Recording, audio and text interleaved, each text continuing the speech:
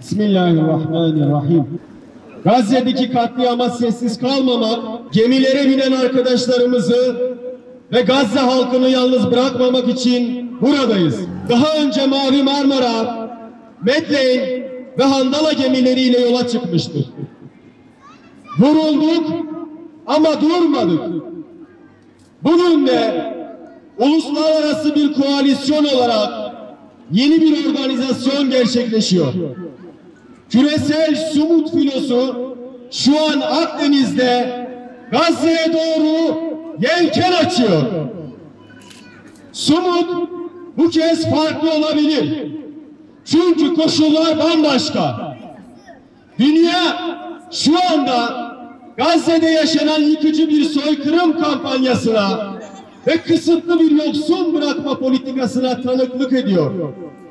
Ortaya çıkan insani felaket artık geniş kesimler tarafından kabul ediliyor. Ancak uluslararası müdahale gecikmiş durumda. Bu gecikmede ABD'nin suç ortaklığı ve koruyucu tavrı en büyük etken. Milyonlarca insan kitlesel katliamların son bulmasını, ablukaların kaldırılmasını, insani yardım konvoylarının açılmasını ve açlığın silah olarak kullanılmasının yasaklanmasını talep ediyor. Sumut ya da direnç artık yalnızca bir kelimeden ibaret değil, bir filoya dönüşen insan iradesi. Bu kararlılık sadece hayatta kalmayı değil, yaşam ve insan onurunu sahiplenmeyi de savunuyor. Gazze'deki çıkmazı çözme iddiası taşımıyor. Ancak insanlığın, vicdanın ve dayanışmanın harekete geçmeyi zorunlu kıldığını hatırlatıyor. Allahu Ekber! Allahu Ekber! Allahu Ekber! Gıda, su, ilaç, hayat ve özgürlük hakkı pazarlık konusu edilemez. Siirt Filistin platformu olarak küresel Sumut filosunu destekliyoruz. Bu kutlu sefere katılan kardeşlerimizi sonuna kadar yanlarında olduğumuzu beyan ediyoruz. Katil İsrail Filistin'den defol! Gazze'de 2 yıldır yaşanan katliam ve soykırım tahammül edilemez bir noktaya ulaşmıştır.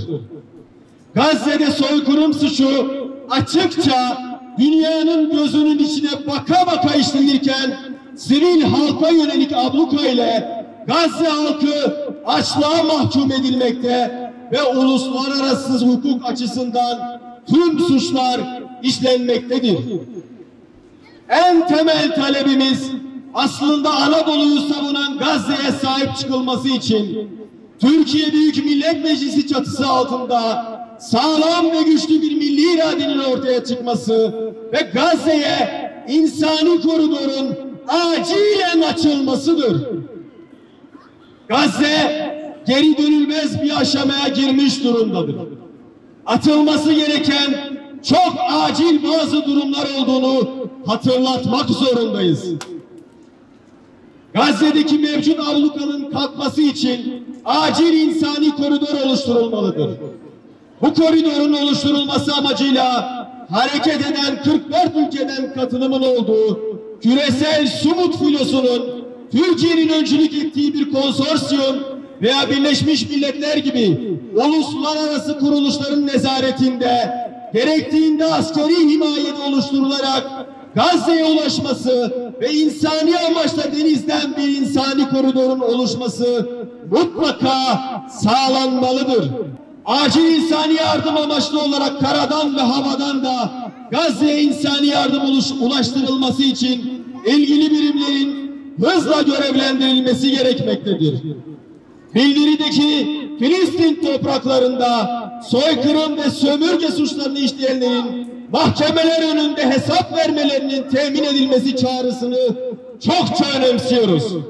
Bu bağlamda İsrail ve Türkiye çifte vatandaşı durumunda olup soykırım suçuna dahil olanların yabancı terörist savaşçı statüsünde olanların ve Gazze'de soykırım suçuna dahil olanların Türk mahkemelerinde acilen yargılanması gerekmektedir.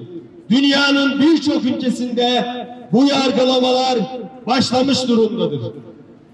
Soykırımcı bir ülkeye lojistik ve insan taşımacılığı noktasında verilen iznin ortaya çıkaracağı insani ve hukuki sorumluluk göz önünde bulundurularak deniz taşımacılığı konusunda alınan kararın hava taşımacılığı konusunda da alınması gerektiğini düşünmekteyiz. Bu amaçla Türkiye hava sahası İsrail'e ait resmi ve sivil tüm uçuşlara kapatılmalıdır. Farklı ülkelerden Türkiye hava sahası kullanılarak İsrail'e uçuş gerçekleştirilmemelidir. Unutulmamalıdır ki İsrail terör örgütü yalnızca Filistinliler için değil, bütün insanlık için doğrudan bir tehdit konumundadır. İşgal altındaki Filistin toprakları tamamen terk edilmedikçe gasp edilmiş şehirler, köyler ve kutsal mekanlar iade edilmedikçe kalıcı barış ve huzur mümkün olmayacaktır. Filistin topraklarında yaşayan Siyonistler işgalci statüsünde olup insanlık tarihinin merkezi olan Kudüs'ü bağrında taşıyan topraklar bu işgalden behemehal kurtarılmalıdır.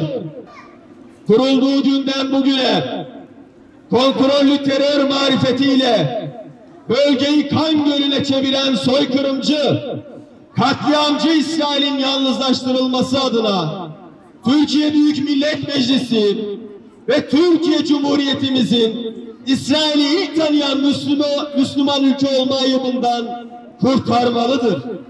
Allah'ın gönderdiği bütün elçilere selam olsun.